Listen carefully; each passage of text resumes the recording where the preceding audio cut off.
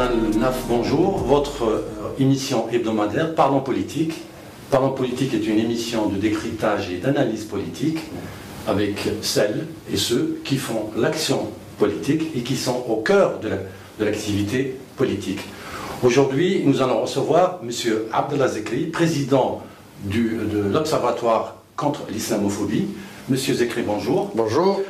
Et je rappelle que vous êtes nombreux à nous suivre et à participer à nos émissions, que ce soit en Algérie et en France. Donc, continuez votre participation sur canalnaf.com ou sinon sur le site, notre site, www.canalnaf.com. Donc aujourd'hui, nous allons traiter d'un sujet d'actualité qui est l'islamophobie, parce qu'on s'est aperçu que les actes progressent. Et M. Abdallah Zekri, donc vous dirigez cet observatoire.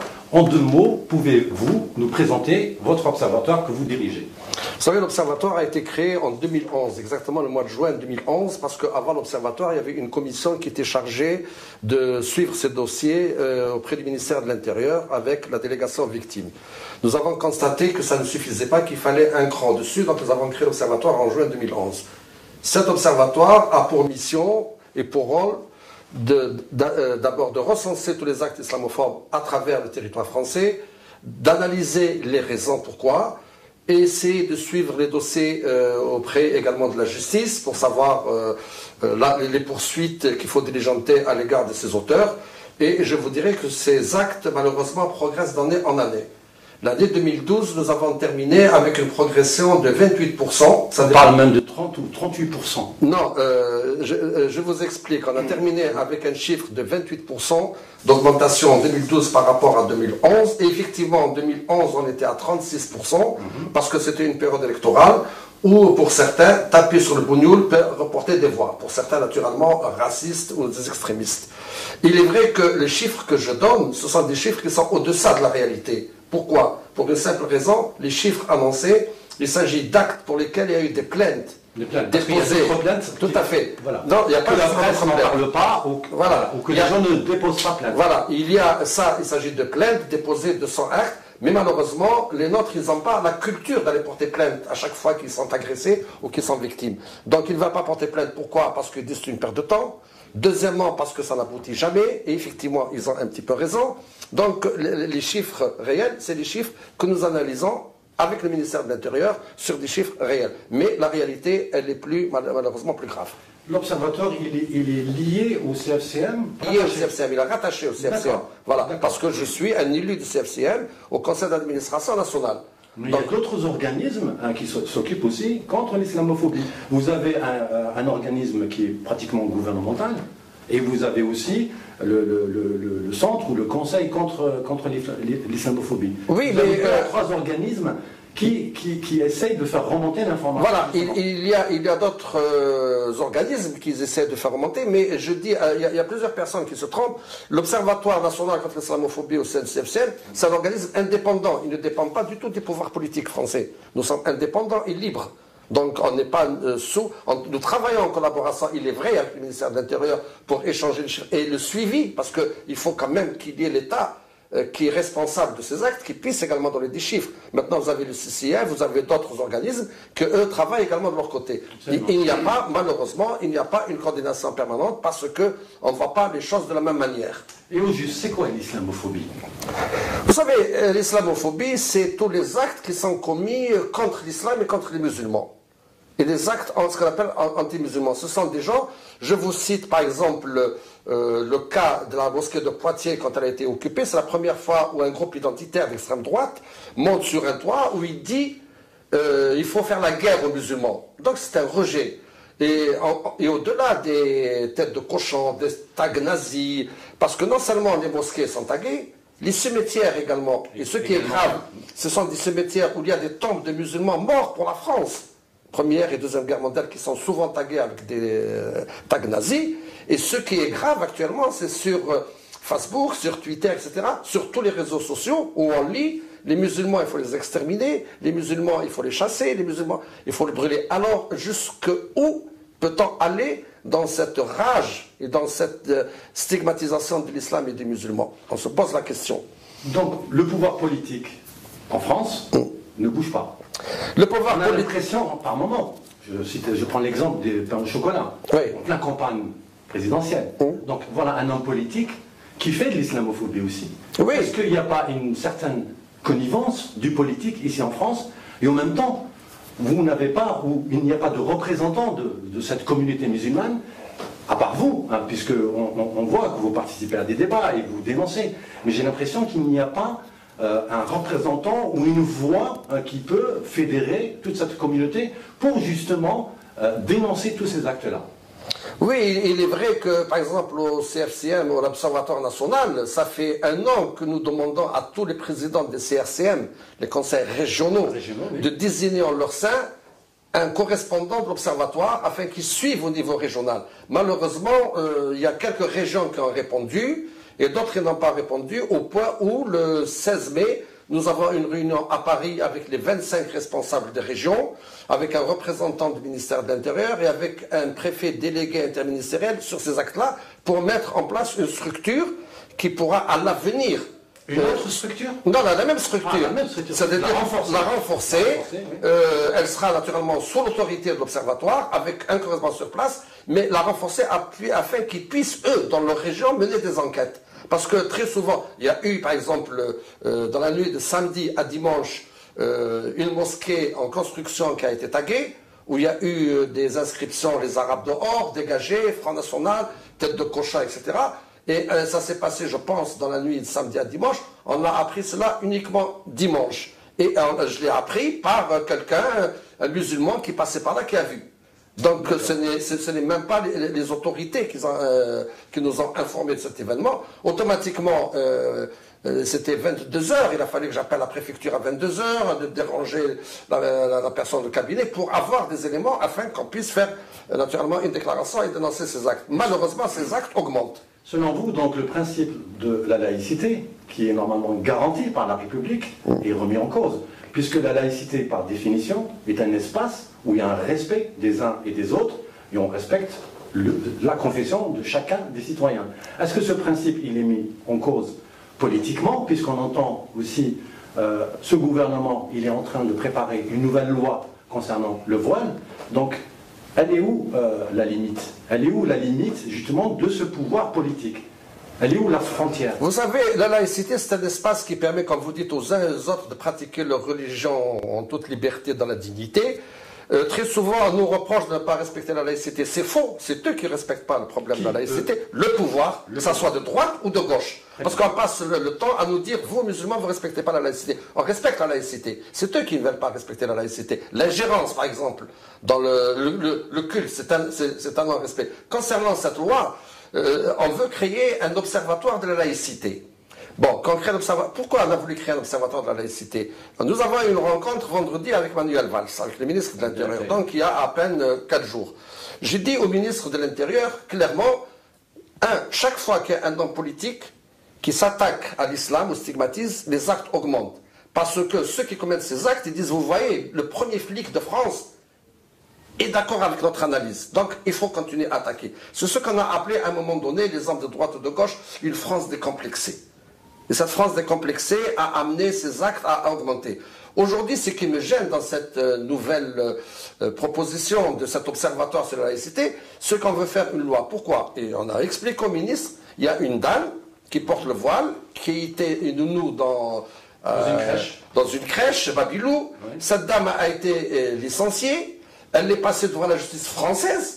Elle a gagné jusqu'à la Cour de cassation. La Cour de cassation, dans son article, stipule dans les attendus que cette femme, elle a respecté la laïcité, elle n'a pas violé la laïcité, et pire encore, ils disent qu'elle a été automatiquement victime de discrimination. Donc ils ont condamné la crèche.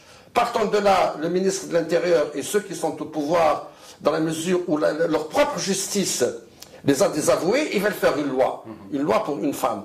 Alors je pense qu'ils ont mieux à faire par rapport à la crise économique. Ça consiste à quoi, cette loi? À essayer d'étendre, si vous voulez, l'interdiction dans la sphère privée. Mais jusqu'à même, parce que les actes islamophobes, ils sont dans le secteur privé, ils sont dans le secteur public. Oui.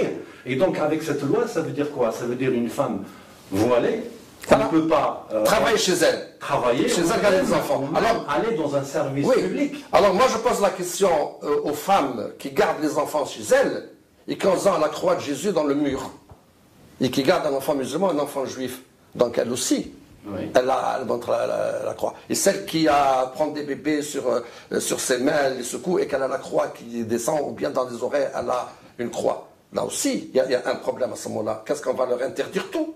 Donc je pense que c'est la démagogie, et je pense qu'on veut faire plaisir à... Est-ce que c'est la démagogie, ou selon vous, parce qu'aujourd'hui on est dans une crise économique et une crise politique, et justement les pouvoirs politiques essaye de se défendre justement pour remettre en cause la laïcité ou désigne les boucs émissaires de cette crise. Non, mais il y a eu un sondage aussi qui a été publié par le Monde, et je crois qu'il y a un rejet. 74% des Français rejettent l'islam en tant que religion ici en France. Vous savez, ceux qui rejettent l'islam ici en France ne connaissent pas la vraie religion de l'islam. Vous savez, il y a un pays qui connaît bien l'islam, c'est la France, parce qu'elle a occupé les pays du Maghreb, elle a occupé des pays musulmans. Il y a l'époque, il y a côtoyé l'islam. Voilà, elle a côtoyé, elle le connaît mieux que les autres. Donc elle sait que l'islam n'est pas porteur de violence. Elle sait quelle est la valeur de l'islam. Alors ces Français, je me mets à leur place. Vous savez, lorsqu'on fait un mélange, il y a un mélange, ça peut exploser. Lorsqu'un couple de Français qui a passé toute une journée avec ses enfants de travail, qui rentre le soir et qui allume sa télé, on vous parle du terrorisme arabe, on vous montre l'Égypte, la Tunisie, la Libye, l'Irak, etc. Donc on passe son temps à focaliser sur... Voilà, la violence, ça vient toujours de l'islam. À développer la confusion. À développer cette confusion. Donc automatiquement, voilà les Français. Mais moi, à ce moment-là, je peux dire également au pouvoir politique actuellement, il y a 86% de Français qui les considèrent comme des pourris. Alors qu'est-ce qu'ils vont faire une loi pour arrêter la pourriture? Donc on va revenir sur notre sujet. Est-ce que, parce qu'on a parlé souvent de l'islam de France, est-ce qu'ils ne sont pas en train de préparer leur islam à leur manière, à leur sauce? Vous savez, l'islam de France, il est né après les événements des États-Unis en 2001. J'ai toujours récusé l'islam de France, aussi bien au temps de Sarkozy, ministre de l'Intérieur, au temps de Guéant, auteur d'Hortefeux, et maintenant. Pour moi, l'islam de France, il n'existe pas. Justement, le jour qu'on me dira le judaïsme de France, le christianisme de France, peut-être j'accepterai l'islam de France. L'islam est une religion universelle, au même titre que les autres. Elle doit être respectée de la même manière, ni plus ni moins. L'islam n'a pas de pays, il n'a pas de nationalité. Donc l'islam de France, pour moi, ça m'amène à ce que l'islam de mes parents, de mes grands-parents, mes arrière-grands-parents, depuis le prophète, c'est un islam de violence. Et l'islam de France qu'on veut m'imposer, c'est l'islam de la tolérance et de la paix. Non, l'islam est une religion de paix, c'est une religion de juste milieu. Il ne peut pas être ni de France, ni de Belgique, ni de Londres, et même pas d'Algérie, et même pas d'Arabie Saoudite ou du Maroc. Mais oui, parce qu'il faut rappeler, c'est que l'islam, les Arabes ne représentent que 18%, les musulmans arabes ne représentent que 18% de la population musulmane mondiale. Donc vous avez aussi, justement, sollicité à être reçu par le président François Hollande, justement pour essayer de parler de cette islamophobie, et pour en faire une cause nationale.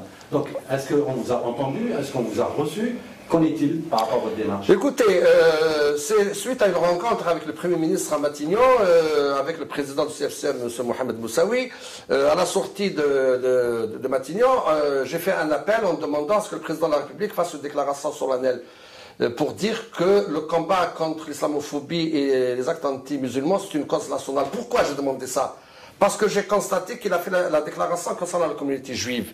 Et je considère qu'en tant que citoyen français de la République, au même titre qu'un juif français, je dois bénéficier de la même protection et de la même déclaration. Il ne peut pas y avoir deux communautés différentes et une communauté. Et lorsque j'ai entendu également à l'époque Nicolas Sarkozy dire que lorsqu'on touche un juif, on touche à la France, déjà à l'époque j'avais dit qu'il faut également dire quand on touche un musulman, on touche à la France, parce que pourquoi? Le musulman également est le citoyen français. Mais voilà, on rentre dans le chapitre politique, les uns votent, les autres ils s'en foutent, ils ne votent pas. Ils ont une arme, c'est une carte d'électeur, il faut qu'ils votent, il faut qu'ils se montrent, il faut qu'ils disent qu'ils sont là, qu'ils existent, et à ce moment-là peut-être qu'on les respectera. Mais mon appel à François Hollande, il est toujours d'actualité. Effectivement, j'ai été reçu à l'Élysée par une conseillère, Madame Constance Rivière, et je lui ai réitéré ma demande, un, de rencontrer le président de la République, et de deux, afin que cette déclaration soit faite, afin de rassurer les musulmans par rapport aux actes dont ils sont victimes actuellement. Et pour en faire peut-être une cause... et faire une cause nationale. Une journée nationale aussi contre l'islamophobie. Oui, ce sont deux choses différentes. D'abord, il faut que la voix du président porte et qu'il le dise. Et par la suite, c'est à nous de faire cette cause une journée de cause nationale. Moi, j'irai plus loin. Moi, j'ai réfléchi à une chose, de faire en France, une fois par an, une journée de religion. Une journée de religion musulmane, une journée de religion catholique, une journée de Mais ça va à l'encontre de la laïcité. Non, ce sont les religieux qui le font, c'est pas l'État. Je ne demande pas l'État. Non, c'est pas l'État. L'État n'a pas à se mêler. Nous, en tant que responsables religieux des différentes communautés, qu'on se mette d'accord, parce que ça fait partie du vivre ensemble. Il y a des commissions actuellement, juifs, musulmans, catholiques, protestants, dans différentes villes, où il y a ce qu'on appelle le vivre ensemble. Dans ce cadre de vivre ensemble, je pense qu'il serait intéressant de faire une journée nationale concernant les trois religions, afin que chacun puisse présenter sa religion, chacun parle de sa religion, et ça peut apporter, je pense, une certaine sérénité, et concernant ceux qui ont peur de la religion, comprendront qu'est-ce que c'est l'islam. Combien estimez-vous les musulmans de France aujourd'hui en France? Écoutez, les statistiques varient des uns et des autres. On va entre 4,5 millions à 5 millions. Par rapport à 4,5 millions de musulmans, contrairement à ce que certains disent, il faut être honnête quand même, il y a à peu près 15 à 16% de pratiquants. Et même avec 15 et 16% de pratiquants, les lieux de culte sont insuffisants pour contenir la communauté musulmane. Un dernier mot pour la communauté, si vous en avez un. Écoutez, moi, la communauté, ce que je leur dis, au-delà des problèmes qui peuvent exister entre les uns et les autres, il faut qu'ils soient unis. En dehors, ce que je peux leur dire, qu'il ne faut pas avoir honte de leur religion et de leurs origines. Hein? Pourquoi un catholique dit je suis catholique, un juif il est juif, un musulman doit être ce qu'il est. Même si les citoyens français, ils respectent les valeurs de la République contrairement à ce qu'on dit, mais il ne faut pas renier ce qu'on est et ce qu'on fait, et puis naturellement respecter les lois du pays d'accueil et être fier de ce qu'on est. On a hérité de nos parents de cette richesse. Il ne faut pas oublier que les musulmans ont apporté beaucoup à l'Europe, l'algèbre, les sciences, etc. Donc il faut être fier concernant ce que les musulmans ont apporté à l'Europe et au monde. Très bien, M. Abdallah Zekri, merci beaucoup. Je vous remercie de votre invitation. Merci d'avoir accepté notre invitation et d'avoir répondu à nos questions. Je pense qu'on reviendra peut-être sur d'autres émissions sur ce sujet. En tout cas, merci beaucoup. Merci pour nos auditeurs d'avoir suivi notre émission. Je le rappelle, vous êtes nombreux à suivre notre émission en France et en Algérie. Merci de votre fidélité, merci de votre participation. Je vous dis à très bientôt sur www.canalnaf.com. À très bientôt, au revoir.